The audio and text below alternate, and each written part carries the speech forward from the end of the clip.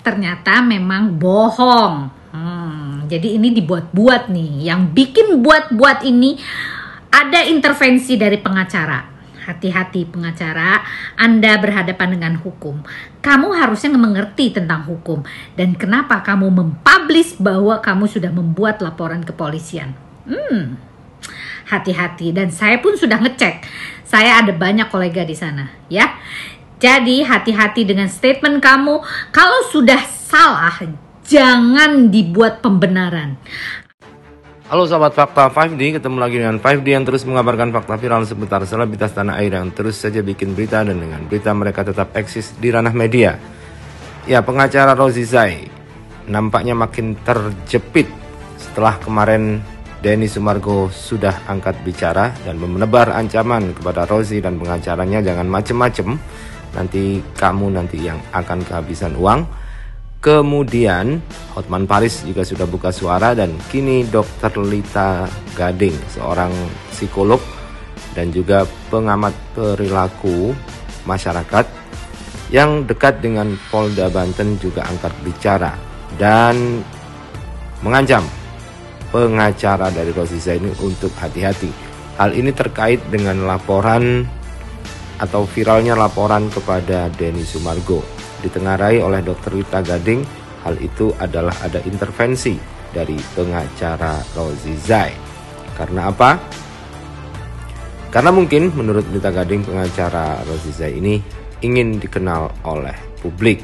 Dan Lita Gading yang memang dekat dengan Polda Banten, serta Dr. Lita Gading juga merupakan salah satu pengajar kepolisian beberapa Polres untuk menganalisa secara psikologi dan perilaku, membuat warning kepada pengacara Rosy Zai agar berhati-hati bikin statement. Selain itu juga Kabid Humas Polda Banten juga sempat mengingatkan kepada pengacara Rosy Zai untuk berhati-hati bikin statement dan tidak bikin gaduh. Nah, bagaimanakah Dr. Lita Gading memberikan pernyataan yang mewarning pengacara dari Rosy Zai ini? Kita simak saja lengkapnya di Fast kali ini. Jangan lupa like, subscribe, dan komennya, serta selalu ada doa setiap lentikan jarimu. Pastikan bahwa laporan yang dimaksud tidak ada. Izin state ya Pak Polisi. Nah, ini adalah jawaban dari polisi Polda Banten yang mengatakan bahwa tidak ada laporan dari pihak siapa namanya yang ada gosip dengan mertuanya. Nah, itu dia ya. Jadi ini kasusnya yang sedang viral itu kemarin, menantu dalam tanda kutip dengan mertuanya itu loh. Masih inget dong ya. Nah, siapa? Nurma ya, istrinya namanya Nurma.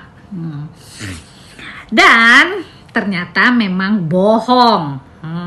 Jadi ini dibuat-buat nih. Yang bikin buat-buat ini ada intervensi dari pengacara. Hati-hati pengacara, Anda berhadapan dengan hukum. Kamu harusnya mengerti tentang hukum. Dan kenapa kamu mempublish bahwa kamu sudah membuat laporan kepolisian? Hati-hati. Dan saya pun sudah ngecek. Saya ada banyak kolega di sana, ya.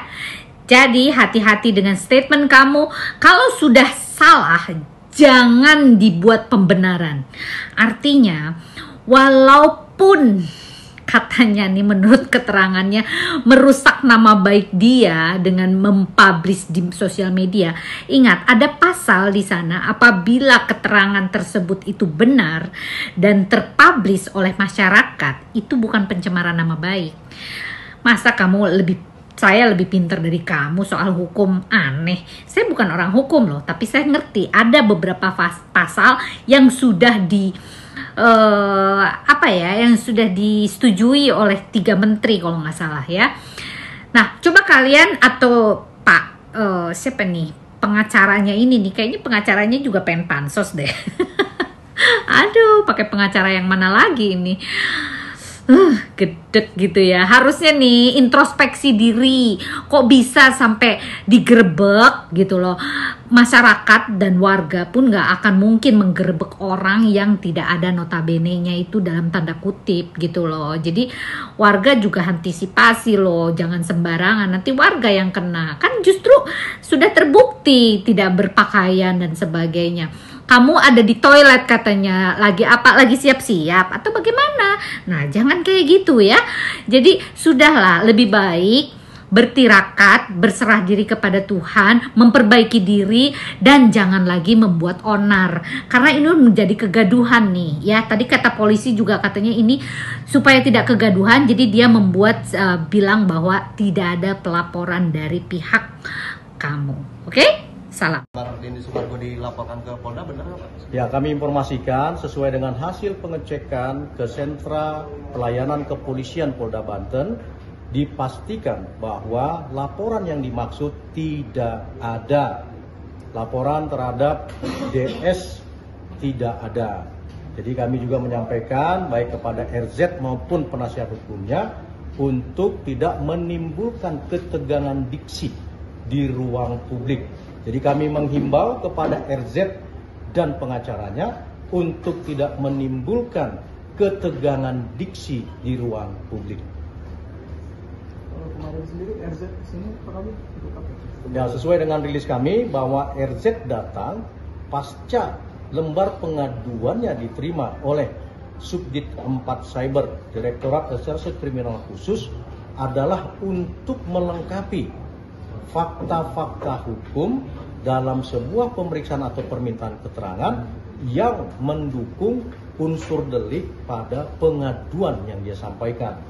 Jadi konteksnya baru sampai di sana. Nah, kemudian penyelidik tentu saja mengedepankan upaya-upaya persuasif sesuai dengan surat edaran Kapolri nomor 2 tahun 2021 terhadap potensi.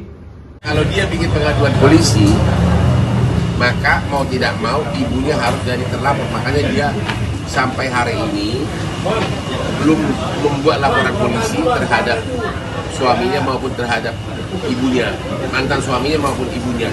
Dia belum buat laporan polisi karena dia merasa itu masih ibunya. Tapi dia sudah, katanya dia sudah tinggal sama bapaknya, sudah bisa tinggal, bapaknya pun sudah bisa tinggal sama ibunya. Nah, mengenai detail apa sebenarnya kejadian, saya tidak dalam posisi untuk menjelaskan, tapi ada surat pernyataan yang ditandatangani oleh kepala desa maupun oleh siapa? RT sama suaminya juga mengenai apa kejadian waktu ditemukan ada sesuatu. Ya, tapi ngomong detail itu saya nggak mau ngomong. Ya, kalau mau ini ada nomornya si normal. Nah, udah kasih kemarin kan, tanya langsung ke dia.